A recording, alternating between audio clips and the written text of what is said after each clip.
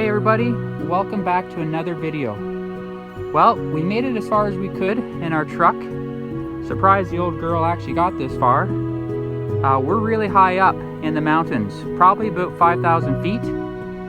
Technically, we're in the clouds right now, and hopefully we're going to find a couple adits. So stay tuned.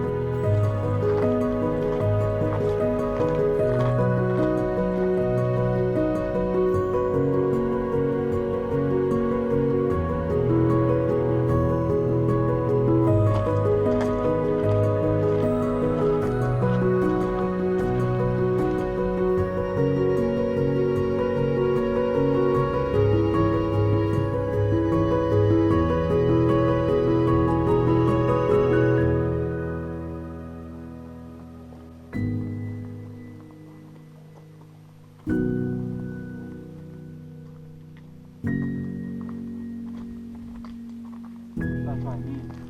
Like even on the mountain and vertical.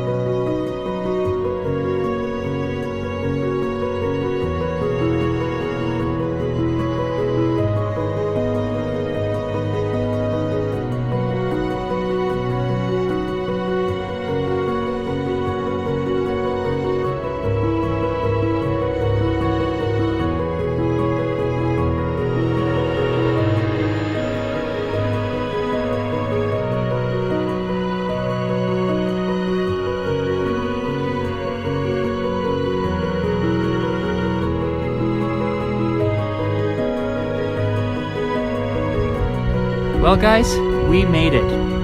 This is the first adit that we're going to be exploring. The next one is quite the scramble up the hill here. There's a rope section, and then when you near the top, there's probably about 20 to 30 feet of ladder we have to climb. We have explored this adit before, but that video didn't get too many views. That was in the beginning of our mine exploring channel. So we're going to take you on in again to just show you if you haven't seen it before. So let's get into this old mine. Got a little bit of a collapse above us. There's a tarp. They probably put that there just to keep the water out. Not so sure if that was there last time we were here.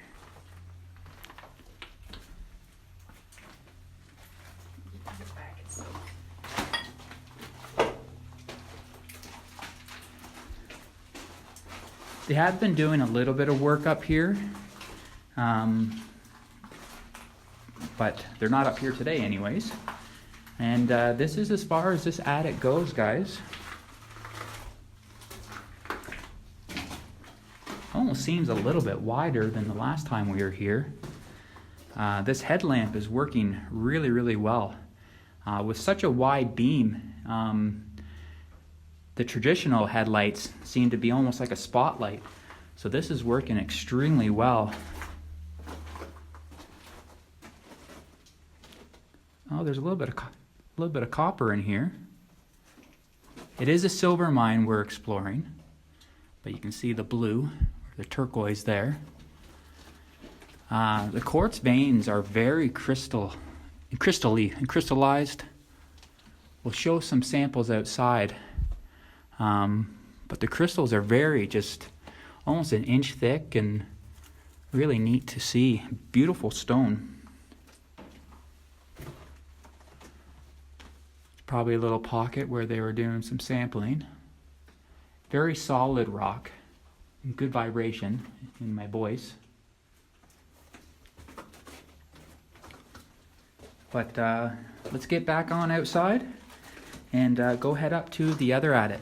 We'll see you guys up there. We just want to say a special thank you to Hoco Light for sending us this 1000 lumen COB 230 wide beam rechargeable headlamp.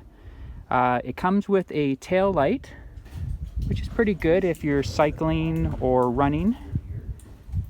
It's got 3 settings: high, which is 1,000 lumens, and it lasts for 2 to 4 hours. Low, which is 500 lumen and lasts 4 to 5 hours. And strobe, which lasts between 5 and 6 hours. All depends on temperature. And obviously, the colder weather, you will get a little bit of fluctuation in runtime. It's got the on-off switch at the back and the charging port. It's got a battery indicator also on the back, which is good because then you can kind of see where you're at. It's waterproof, lightweight. We believe it's going to be really good with the wide beam for mine exploring.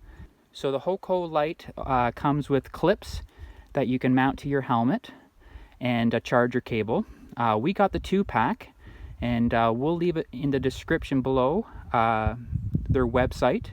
They were also generous enough to give you guys a 20% discount. So in the description below, we will leave the link, and it's Adventures20 for 20% off and any of their products. So Hoco Light's been lighting the way since 2007, and we really appreciate them coming along on our journey. So just at the portal entrance here, we got some of the plates for bolting up the back. I'm guessing this is some drill steel. Yep. It's missing the end though. I saw some outside, so we'll show you that too.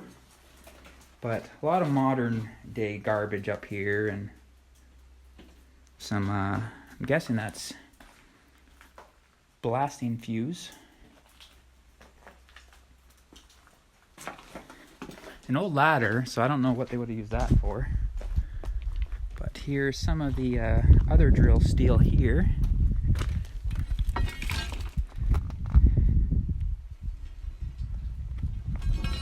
Some water line, part of a saw.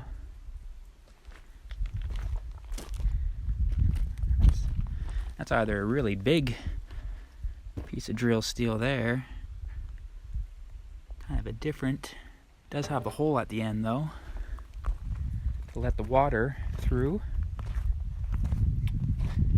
Not so sure if these are mucking plates or maybe blasting shields. Up here there's some really neat sampling. Hopefully the sun's not going to blare it out, but you can really see the crystals.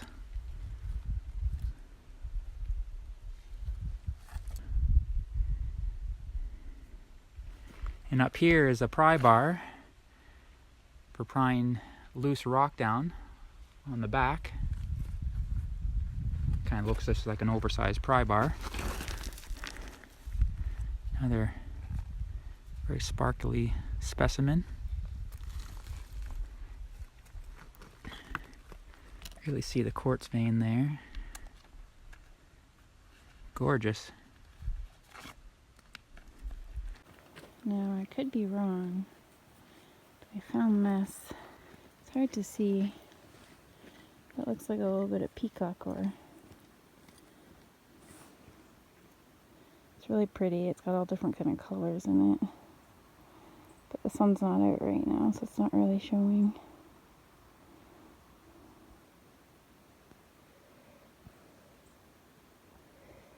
We're glad now that the clouds have cleared, because it is absolutely beautiful up here.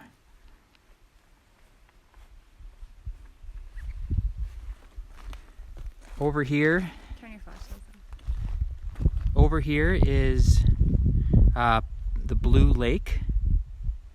That's what the old miners would call it. And it is definitely, it's more of a turquoise, but again, beautiful, beautiful spot up here.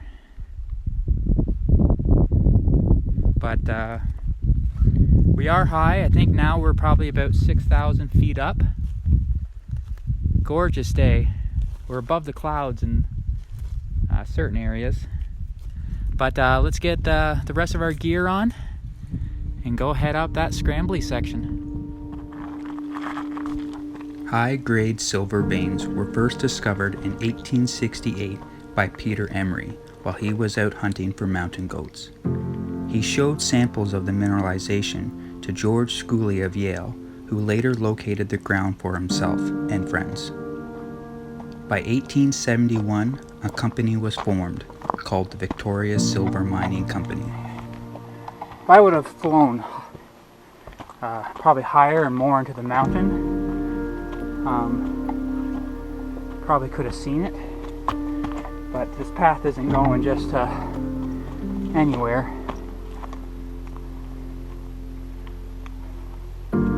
Our first stop is going to be at what is known as the Victoria House. It's either an old camp, or maybe at one point in time there was a little miner's cabin up here, which would have been incredible.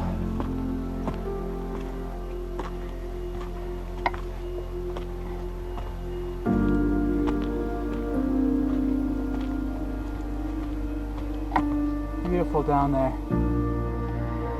If you've never had mountain top blueberries, highly recommend. 10 out of 10 for sure. They're super good. Beautiful. A considerable amount of high-grade ore was pulled from the mountain. The ore was packed and carried by Native Americans partway down the mountain. It was then carried by pack horses to Hope, British Columbia. Once in Hope, it was then loaded on barges and floated down the Fraser River towards Victoria, and then loaded on sailing vessels headed to San Francisco. Some shipments went round Cape Horn to Swansea, Wales. At this time, this ore netted $420 per ton. Oh, we made it to the camp. Oh, well guys, welcome to what we think is known as the Victoria House. Could have just been a camp, but either way, just amazing that it's here. You can see some old rock wall. They built it basically right just underneath this ledge here. I got some cigarette tins, an old frying pan. Here's an export.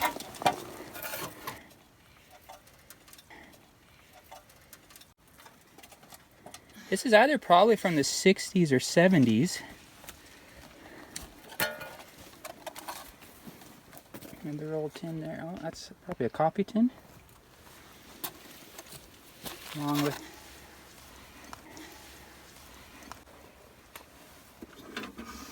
some camping fuel.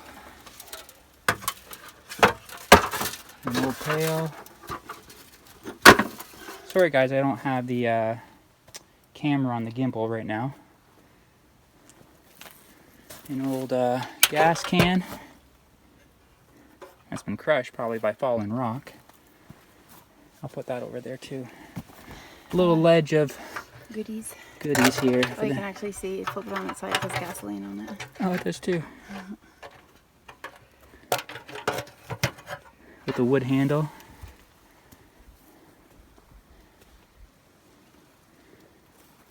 Again, going back early 1900s, a lot of these trees wouldn't be here, and you would have a clear view of the other side of the mountain and the blue lake, which would just be gorgeous way down there. Beautiful spot. It looks like this is kind of their can dump down there. You guys can see some of the cans there. Not much for housing material, but let's see if I can see anything here. Just some more cans that are rusted out, but again, just this almost looks like you can see where they've chipped, like the rock face there and stuff like that.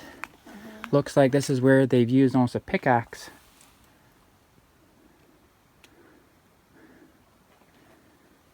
The stacked rock is really neat. Probably to help block the wind or just for the ground eroding. Beautiful. So we're not so sure how much more of a hike we have to do to get up to the adit. But we could see from the drone footage, there's a little bit of a ravine in between the mountains, and that's where we think we have to go. So we'll see you guys when we get up to the ladders. Unfortunately, due in part to the expensive methods of transportation, the mine was closed in 1874. The mine sat dormant until it was reopened in 1920 by new owners Sperry and White of Seattle, Washington. Underground work was completed in 1924, 1961, 1971, and 1981. In 1963, a 3,500-foot aerial tramway was built to move equipment and materials. During peak operation, there was 2 camps, a blacksmith shop, and is what's known as the Victoria House.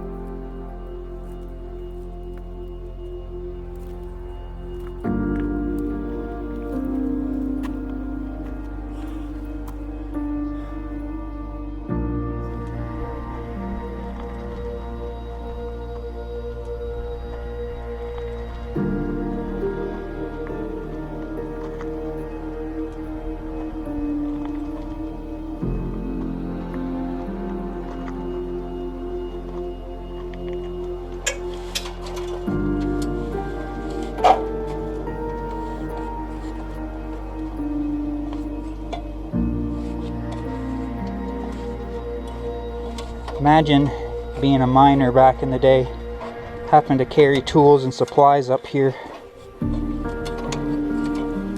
Pretty amazing.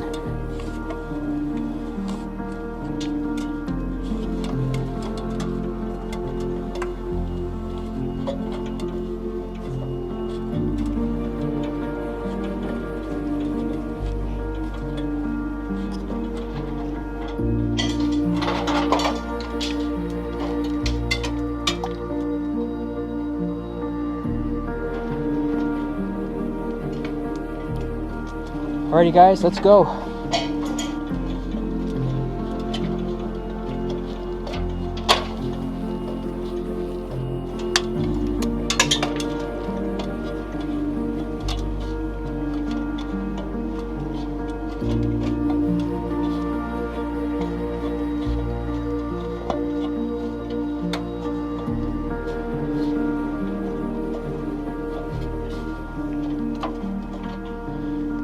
Really trusting that these ladders are being moved, eh?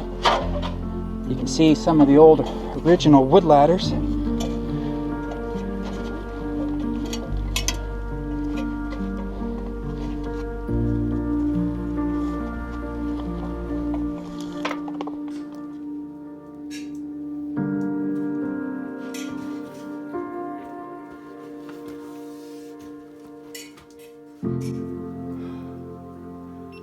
I think there's a little bit of an adit above it.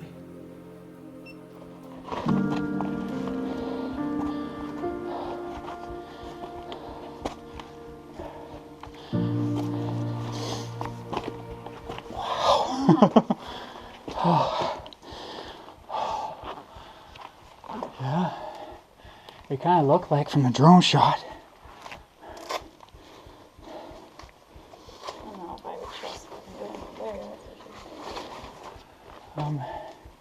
Turn your headlamp on. Just reach back, top button. Okay. Okay, you climb up this one.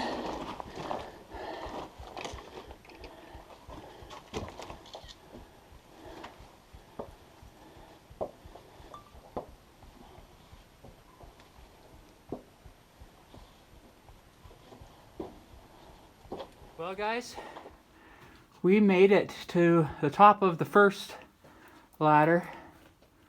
That is by far one of the scariest, but yet just so rewarding and a great experience.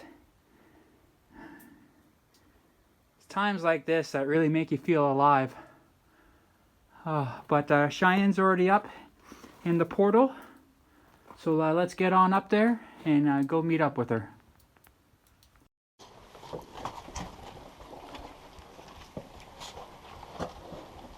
So I think that's probably it. Probably. Knew this one was small, but wow. Alrighty, guys, we'll just turn around and show you the portal entrance.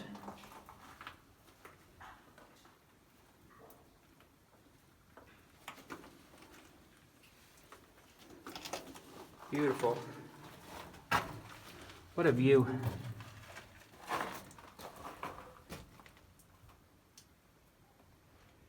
Inside this really old adit, obviously there's been people working up here, but this mine goes back to about the 1880s. Cheyenne will put up the exact date.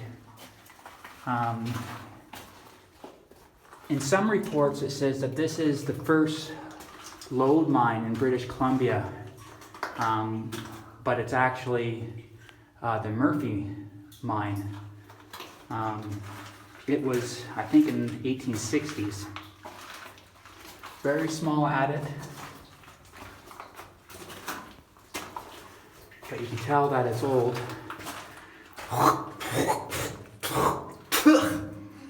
I ate a bug. Anyways, that's probably an older tin. Not so sure what was in it.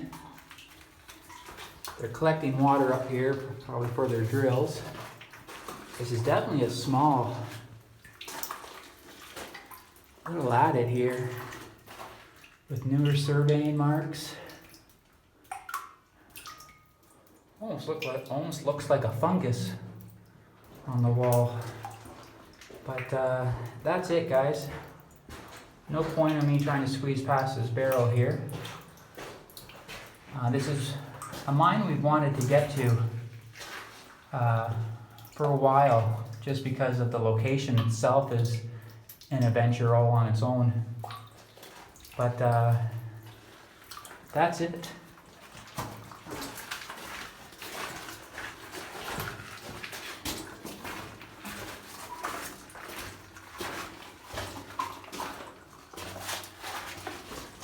See some of the newer surveying tags here.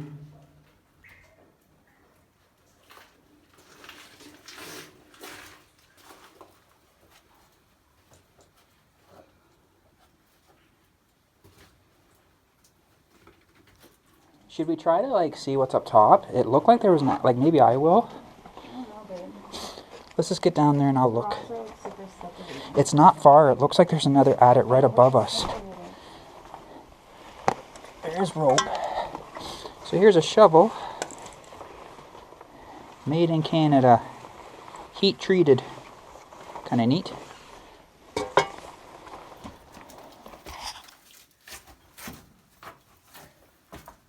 Oh no, it's just a little outcrop, I think.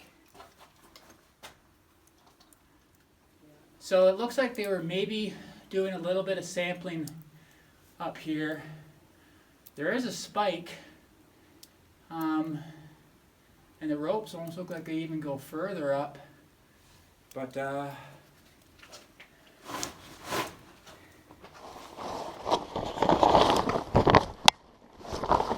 are some olds, but this could just be some breakfast.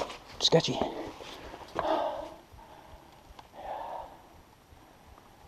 Rope, yeah. There is some old drill steel hammered into the rock, but this would be straight up basically to climb.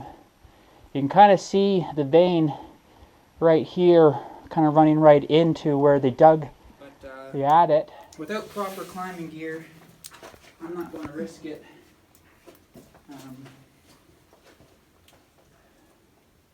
Insane.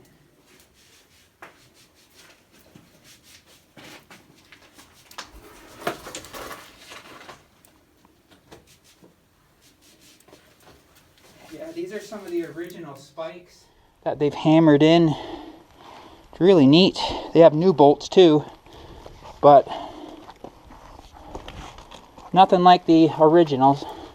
Lots of diamond drilling.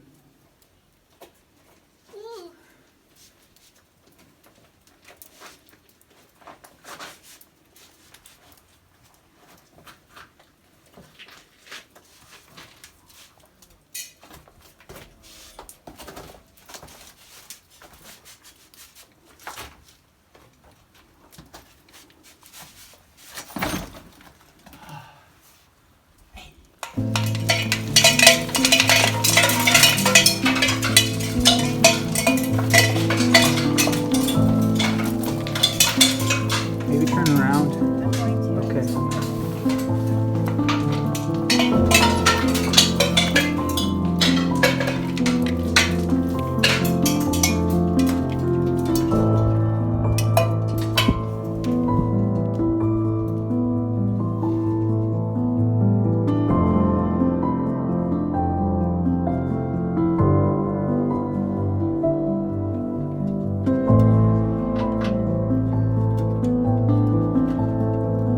Well guys, that's the end of our video. We just want to say a special thank you to Poco Lights for sending us these awesome headlamps. Don't forget to check out the description below and enter promo code Adventures20 to get your 20% off any of their products that they have. We would also like to thank Kathy. She was generous enough to send us some money through PayPal, which we weren't expecting, but greatly appreciated. She helped pay for some of the fuel to get up here. On that note, we have started a Patreon page, so we invite you to check that out. Just click over on the About section of our YouTube channel, and you'll see the little Patreon clip there. Or you can just Google on Patreon Adventures Are Us, and it should come up. We'll be putting up extra clips that we don't put in our videos, extra pictures, and just kind of behind the scenes. And we would really appreciate you guys checking that out too. So until next time, take care of yourselves, and we'll see you in the next video, guys. Take care.